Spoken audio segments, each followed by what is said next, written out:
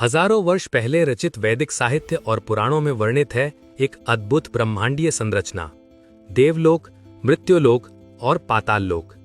ये केवल कल्प कथाएं नहीं बल्कि प्राचीन ऋषियों द्वारा वर्णित ब्रह्मांड, चेतना स्तर और ऊर्जा मंडलों का एक सुव्यवस्थित मॉडल है। आज की इस डॉक्यूमेंट्री में हम समझने की कोशिश करेंगे ये तीनों लोक वास्तव में क्या हैं, इनका स्थान कहाँ है और वैदिक ऋषियों ने इस विशाल ब्रह्मांड को 3 स्तरों में क्यों विभाजित किया। चलिए शुरू करते हैं। 3 लोकों की संरचना। वैदिक ग्रंथों के अनुसार ब्रह्मांड को 3 मुख्य स्तरों में बांटा गया है।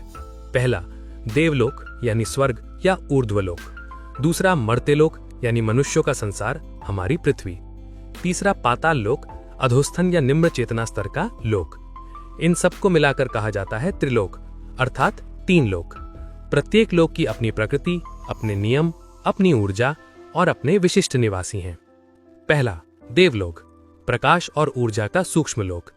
देवलोक को कहा गया है प्रकाश, ऊर्जा और उच्च चेतना का लोक। इस लोक की विशेषताएं हैं मनुष्यों की तुलना में अत्यंत सूक्ष्म देह, उच्चतम ज्ञान, लगभग असीम आयु, मन के द्वारा ऊर्जा को नियंत्रित करने की क्षमता, उच्च नैतिक और आध्यात्मिक शक्ति। वेद कहते हैं देवता प्रकृति की शक्तियों के वैयक्तिक रूप हैं। अग्नि, वायु, सूर्य, वरुण ये सभी मूलभूत प्राकृतिक शक्तियों के प्रतिनिधि हैं। देवलोक 14 भुवनों के सबसे ऊपरी स्तरों में माना गया है। स्वर्गलोक, महरलोक, जनलोक, तपोलोक और सत्यलोक ये चेतना और आध्यात्मिक विकास के क्रमशः ऊर्ध्वमुखी स्तर हैं। दूसरा मृत्युलोक, जन्म और मृत्यु का क्षेत्र, यानी मानवलोक वैदिक दर्शन में एक अत्यंत महत्वपूर्ण स्थान रखता है। यहीं आत्मा कर्म बनाती है, जन्म मृत्यु का चक्र चलता रहता है, पुण्य और पाप का संचय होता है, जीव आत्मा की परीक्षा होती है। कहा गया है देवता केवल पुण्य का भोग करते हैं लेकिन कर्म नहीं बना सकते। इसीलिए आत्मा का वास्तविक विकास केवल मृत्युलोक में जन्म लेने पर ही संभव है। इसी कारण पृथ्वी को कहा गया कर्म भूमि। तीसरा पाताल लोक, अधोस्थन लेकिन प्रकाशमान लोक। बहुत लोग पाताल लोक को नरक या दिक् का लोक मानते हैं, लेकिन वैदिक मॉडल इसका एक बिल्कुल अलग चित्र देता है। पुराणों में पाताल लोक अत्यंत टेक्निकली रूप से उन्नत, प्रकाशमान, स्वर्णिम और रत्नों से भरा, नागों, दानवों और विशिष्ट सभ्यताओं का निवास, तपस्वी और योग बल से संपन्न कई शक्तियों का क्षेत्र। पाताल का अर्थ है नीचे का लोक, लेकिन नीचे का मतलब भौगोलिक नहीं बल्कि चेतना का स्तर। यहाँ के निवासी शक्तिशाली और ज्ञानी होते हैं, लेकिन अनेक में इच्छा और अहंग का प्रभाव अधिक होता है। इसी कारण इन्हें मर्त्यलोक से नीचे के स्तर में रखा गया है। 14 भुवनों की सीढ़ी। त्रिलोक के भीतर विस्तृत रूप से 14 भुवन का वर्णन मिलता है। ऊर्ध्व भुवन के अंदर आती हैं सत्यलोक, तपोलोक, जनलोक, महरलोक, स्वर्गलोक, विभरलोक और भुवरलोक। मध्य भुवन में आती है भूलोक, हमारी पृथ्वी, और अधोभुवन के अंदर आती है अतल, वितल, सुतल, तलातल, महातल, पाताल।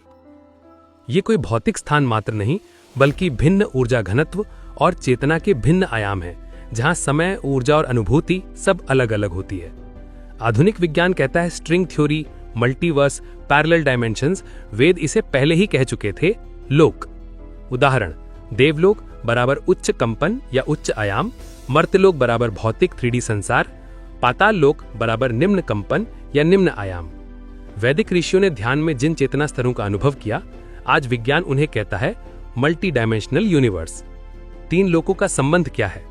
वेद कहते हैं मृत्युलोक बराबर कर्म का क्षेत्र, देवलोक बराबर आनंद का क्षेत्र, पाताल लोक बराबर ज्ञान और शक्ति का क्षेत्र। तीनों मिलकर पूर्ण ब्रह्मांड बनाते हैं। आत्मा की यात्रा इन तीनों स्तरों के माध्यम से होती है। देवलोक, मृत्युलोक और पाताल लोक के पुराणों की कथाएं नहीं बल्कि मानव की आध्यात्मिक यात्रा का नक्शा है। देवलोक सिखाता है चेतना की रोशनी कैसे उच्चतम स्तर तक पहुंचती है। मर्त्यलोक सिखाता है कर्म का महत्व और जीवन की जिम्मेदारी।